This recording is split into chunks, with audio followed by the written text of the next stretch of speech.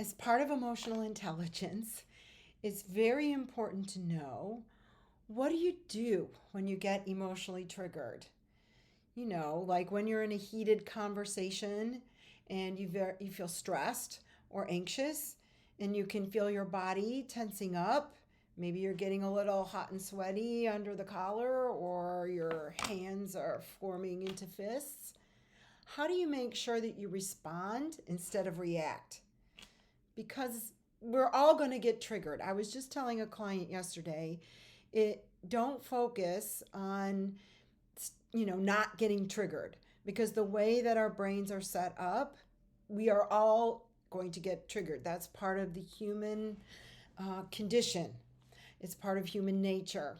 So instead, focus on, how can I respond well when I do get triggered? How can I lean in and understand that triggered feeling, be able to spot it in the moment when it's happening, so that I can behave in a way that's more appropriate instead of less appropriate.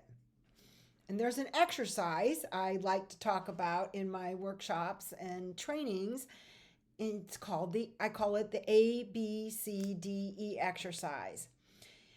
And it's fairly simple in its structure, and yet it takes a lot of practice to be able to execute it. I told the same client yesterday, look, it took me years.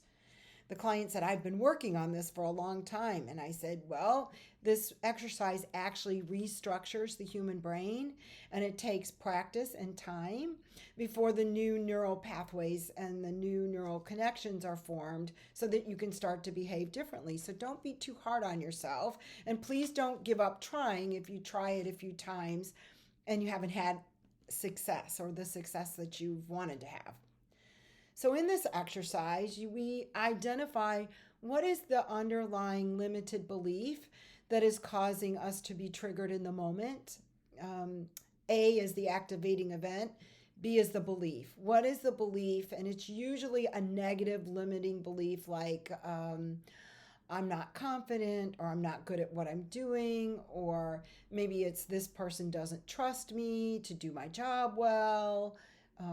They think ill of me. It's usually a negative type of thought. And then C is to understand the consequence to you and to the other person of you continuing to hold that negative thought. So if somebody perhaps has said, why didn't you get this report done yet? And in your brain, you hear that as a criticism, then you might go to the negative belief, oh, this person thinks I'm not good enough, that I don't have this report done yet. And the consequence would be, you might lose your cool. And D is, you want to debate, dispute, and dismiss that negative limiting belief, because you're making an assumption about what the other person means. It would be better instead to be curious. Oh, that's an interesting question. I wonder why you're asking me that. Or what is it you want to know? And trying to use a very curious tone in your voice instead of a defensive one will help calm your brain down so that you're responding well. Debating, disputing, and dismissing all the time in your own head. Why am I thinking this way? Why am I taking this to a negative? The person may not mean this in a negative way. The person might just be trying to get information. It could be that if it's your boss asking the question, they might be trying to be helpful, saying, how can I help? Do you need more resources? Do you need questions answered? So it may not be that they're accusing you of something negative, even though your brain could be interpreting it that way. So other questions you can ask yourself is, where's the proof that this person is criticizing me? If I have thought this way before, what did I learn from it? How did it turn out? Was the person actually being critical and I needed to be defensive? Or were they just gathering information? And then when you run through those questions, oh, there's one more. What if this were happening to a colleague of mine and they came to me and asked me for my opinion? What would I tell them? I'd probably tell them something more positive than negative, because most of us do. We probably say, why don't you calm down first and just ask questions? So the E is the effect, the emotional effect of running through this ABCDE exercise is it gives your brain to calm down. You want to stop and think before you speak. And when I was learning to do this exercise, I've told clients I literally had to sit on my hands because I usually like to talk with my hands. And so I would sit on my hands, and that would prevent me from responding too quickly. And actually, it would have been a reaction, not a response. So, growing your patience, taking deep breaths while you run through this exercise in your head as you get very proficient at it. No one needs to know you're doing it.